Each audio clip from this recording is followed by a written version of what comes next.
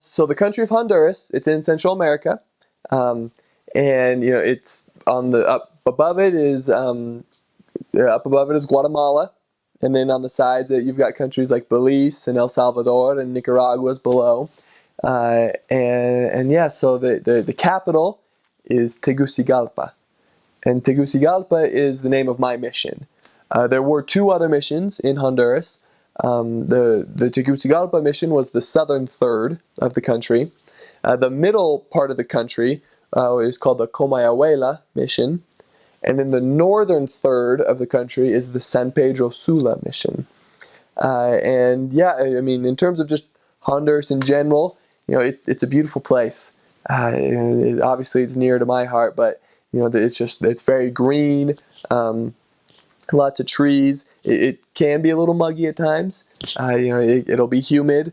I think the way our mission worked is that if you were in the capital, if you were in the main city, then you wore your suit coat on Sunday to church, and then that was it.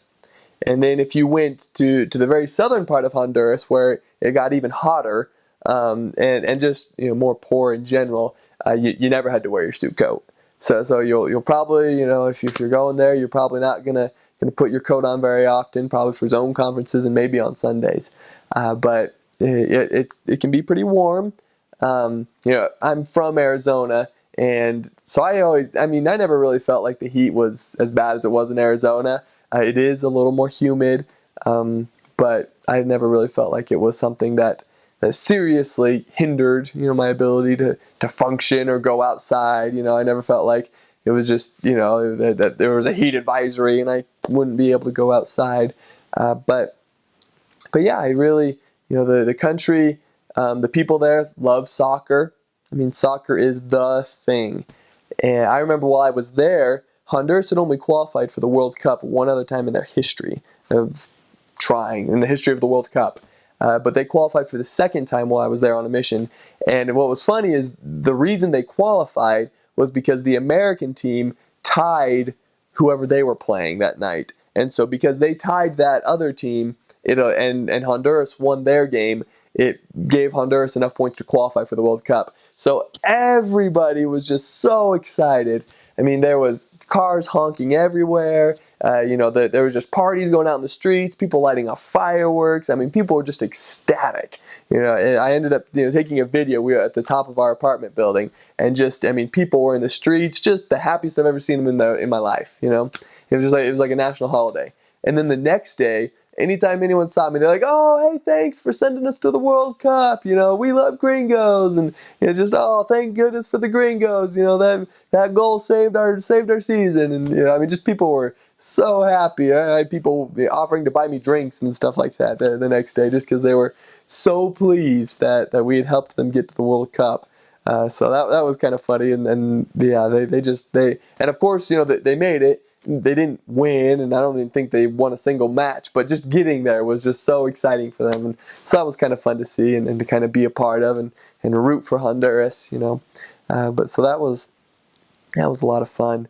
Other things about the country, the money is called lempira, and they don't really use coins. It's all they have one lempira. When I was there, and I think it's pretty much about the same. It takes 20 lempiras to make $1. But they're all, you never have like quarters of a lempira. You don't have any coins. They're all bills. And the bills are kind of cool. They're all different colors and things like that. They're kind of fun. I brought some of them home as souvenirs just because I thought they were kind of cool looking. But yeah, and then another kind of interesting thing about Honduras is that most people's homes aren't really big, and they don't have a lot of places to store food typically. I mean, it's typically whatever they have in the fridge. And so instead of having a pantry or a place to store food like we would often associate here in the United States, pretty much in every neighborhood within usually 4 minutes of walking maximum, someone basically owns a little store out of their house, and they call it a pulperia. And what you do is you go up, and usually they have just a little latch that opens, and so you can kind of like see inside their house, and you can kind of knock on their little gate or their chain, or just call to them, and someone basically within their house comes out and says, yeah, what do you need, and you can buy kind of the essentials type thing. You can buy milk, you can buy water, you can buy little bread rolls that they sell a lot and eat a lot called semitas. You can buy beans or rice or just a bag of chips or things like that. But a lot of what we would think of kind of like the same stuff you would find in a gas station, in a convenience store. You can buy all that, in a little store. I'd run out of someone's house that's always within walking distance. So that's kind of cool.